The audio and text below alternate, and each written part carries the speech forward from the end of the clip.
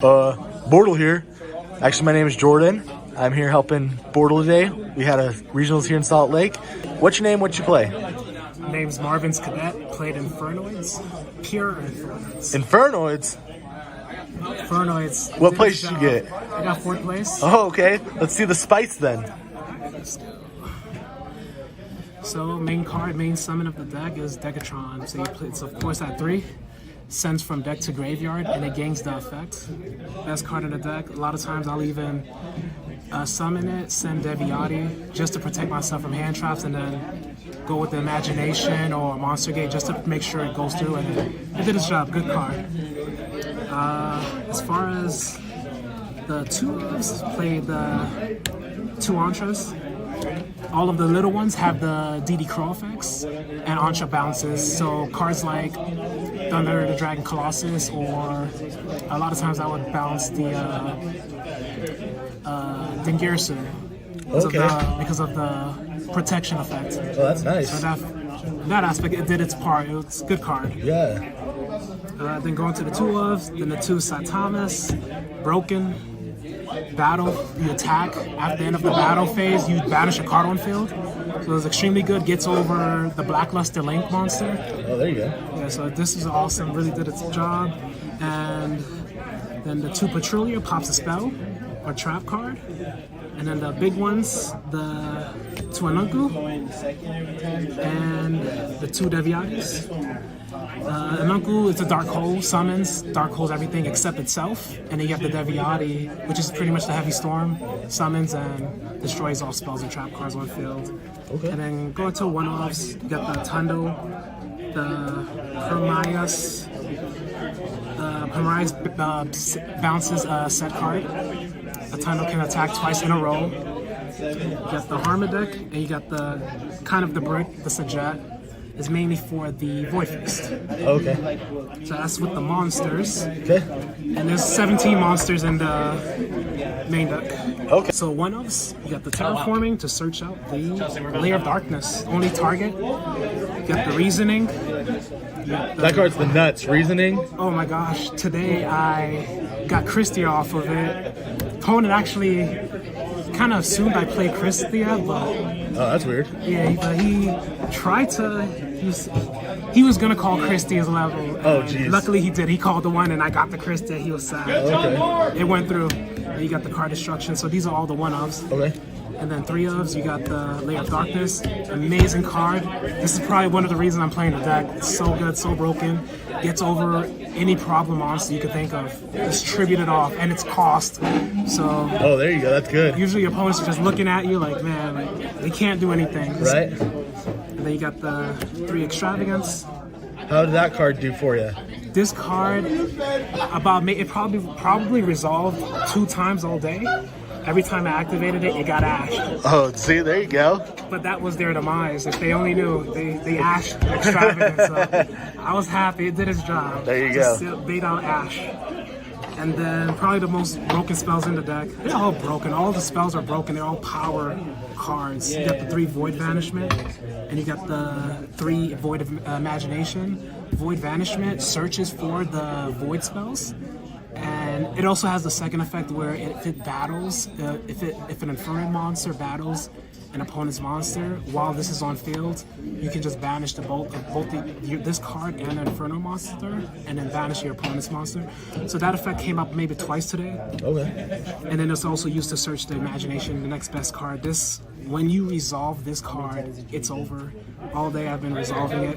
One game, I opened with 2.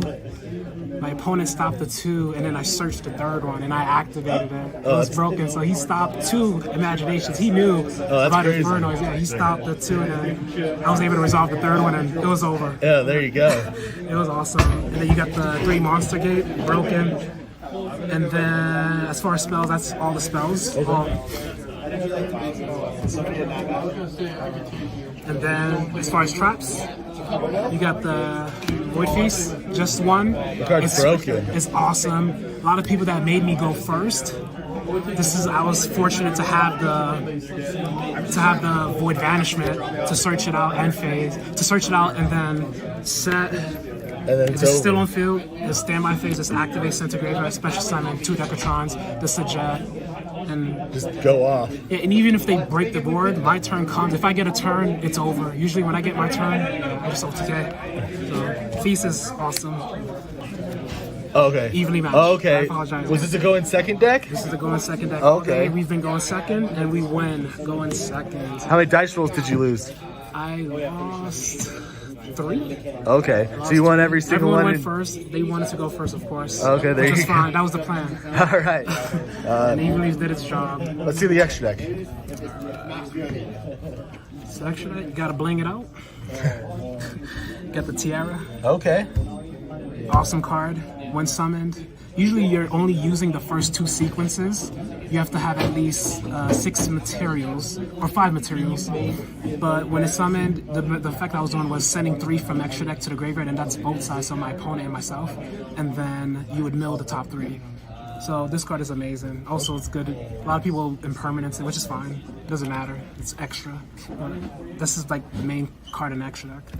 So you got the Tiara, and then of course the 3 Entity. Why'd you play that card? This is pretty much, if I get this in graveyard, I get to pop up to 3 cards on field, including on my field, which is important, and it comes up a lot. Okay. Because a lot of times with the Tiara, you'll send 3 or 2, it's whatever you have. And yeah, at the end of the resolution, then you resolve everything and pop up the 3. So a lot of times I'll either pop 2 cards on my opponent's field, or I'll pop the 2 and then I'll pop the 1 on my field just to clear the level off the field, which is very important so you can push for game. Yeah. So that went off a lot. And then as far as the links, you have the Phoenix. I actually played 2 Phoenix. There was no reason to play 2, I just played the 2, but the 1 did come up all the time just to get rid of back row, which I used a lot. And then the other 2, you got the Equamax. I think, I would say every single game, just about I brought out Equamax. Okay. If this comes out, just get ready to get punched. One Punch fans. Oh, jeez. Real stuff, yeah, but this card was amazing. I love Equamax. Just pushes for game easily. And then a lot of people don't know. A lot of people thought when I did have it, they thought he was the only one that could attack. I was just able to tribute it off with the Inferno monster and then keep the damage blowing. Yeah, so great card. Then you got the Hida. This was 2. Also amazing card. There's always an Ash target in graveyard. There's always the Phoenix, and you also have, if you're playing Pendulum, you have the Electromite. Yeah, there's plenty of fire targets, and this is usually to go into the Equamax, so also amazing card. And then as far as the one-offs, you got the Chimera, you got the Bortle sword, and then the Unicorn. Bortle sword. Bortle sword. There you go. Sorry. you go. Actually, did not go into this once today. Oh, jeez. Like I said, Equamax did its job. Okay. But in theory, this is pretty good, especially if your opponent has like a, I don't know, it depends. Yeah, but this is not necessarily needed, but optional. It's a side deck. So we played the 3 red reboots. I actually did not use this once today. Not once, I just didn't. I played against Guru once. Actually, that was the only time I lost with Guru.